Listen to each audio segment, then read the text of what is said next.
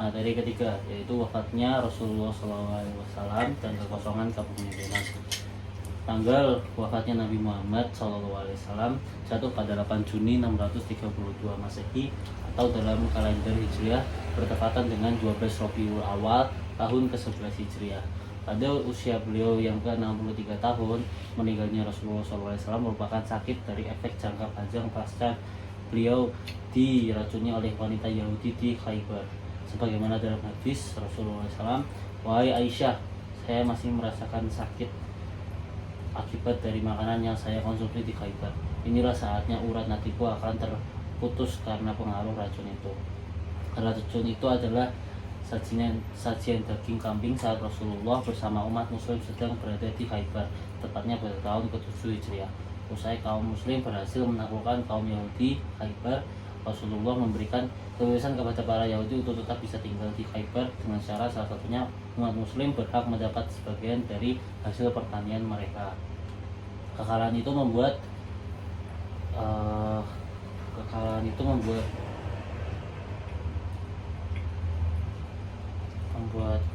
istri salah satu tokoh Yahudi, Zainab, menjadi tidak terima hingga ia menemukan cara untuk membuat Rasul terluka. Istri dari Salam bin Hisham yang mengetahui bagian dari kambing yang menjadi kesukaan Rasul. Ia menyajikan paha bagian depan kambing yang sudah dipanggang serta telah menaburinya dengan racun yang paling mematikan. Pentingnya pemilihan khalifah untuk menghindari kekacauan dan perpecahan. Permasalahan politik yang pertama kali muncul sepeninggal Rasulullah adalah siapakah yang menjadi penggantinya sebagai kepala pemerintahan dan bagaimana sistem pemerintahannya. Rasul telah mengajarkan suatu prinsip, yaitu musyawarah sesuai dengan ajaran Islam itu sendiri.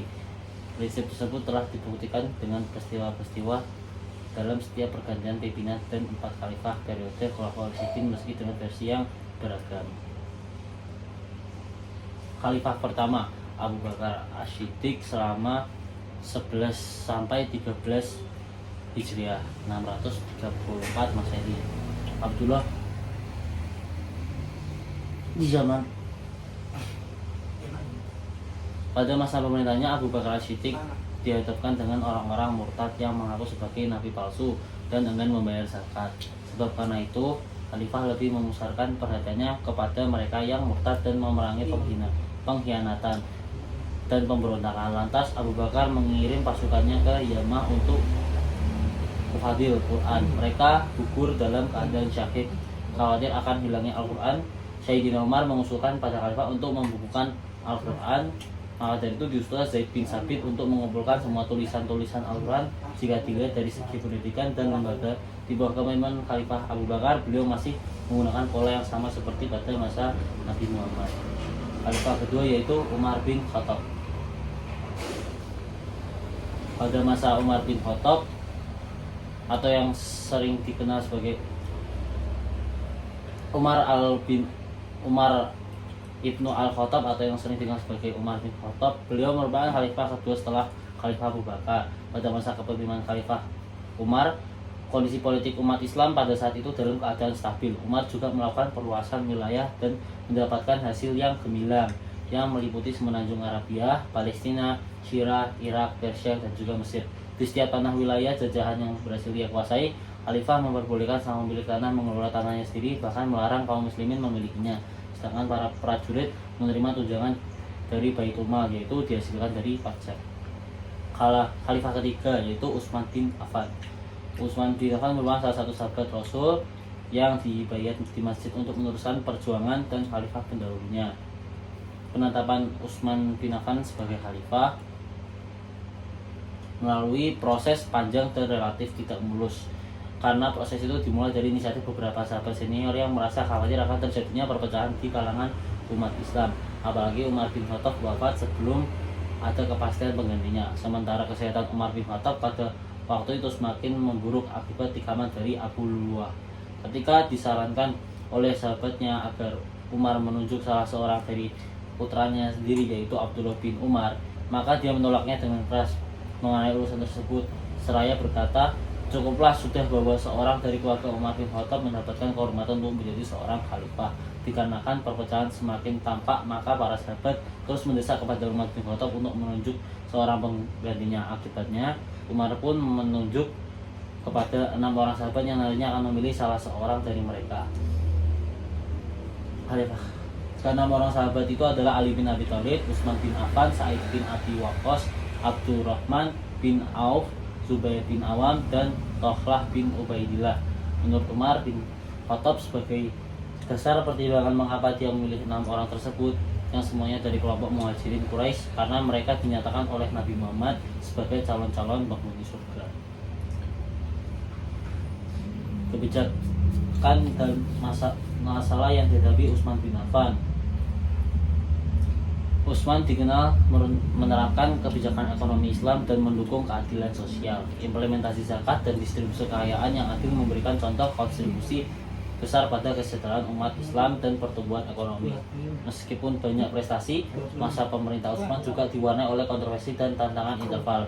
Kerusuhan di kalangan beberapa kelompok yang tidak puas seperti kelompok pemberontak yang berakhir dan dalam pembunuhan Utsman menciptakan ketidakstabilan yang berdampak jangka panjang pada sejarah Islam. Terbunuhnya Utsman bin Affan dan akibatnya terhadap umat Islam. Sungguh tragedi pembunuhan terhadap Khalifah Utsman bin Affan merupakan sebab terjadinya banyak fitnah. Tragedi tersebut merupakan awal munculnya fitnah di tengah umat ini hingga berulah hati-hati nampak kedustaan di mana-mana, mulainya penyimpangan dan Islam baik dalam akidah dan syariat. Sungguh pembunuhan terhadap Utsman merupakan sebab utama terjadinya banyak fitnah, karenanya umat ini terpecah belah hingga hari ini. Dan Abu Utsman An-Nabiyah bahwasanya Abu Musa al-Asy'ari berkata, seandainya pembunuhan terhadap Utsman itu benar, maka umat ini akan memerah susu, akan tetapi hal itu adalah kesesatan. Oleh karena itu umat Islam memeras darah. Yang keempat, Khalifah Ali bin Abi Thalib. Penetapan Ali bin Abi Thalib sebagai khalifah.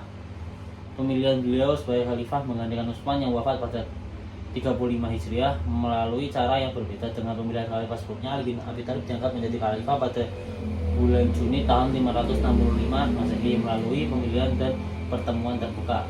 Pengukuhan Ali menjadi khalifah tidak semulus pengukuhan 3 orang khalifah sebelumnya.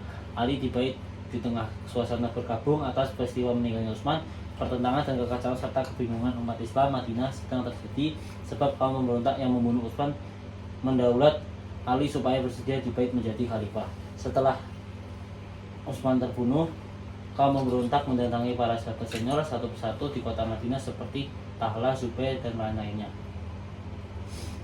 Pemerintah Ali bin Abi Thalib dan permasalahannya yaitu diganggu oleh Muawiyah. Sekian.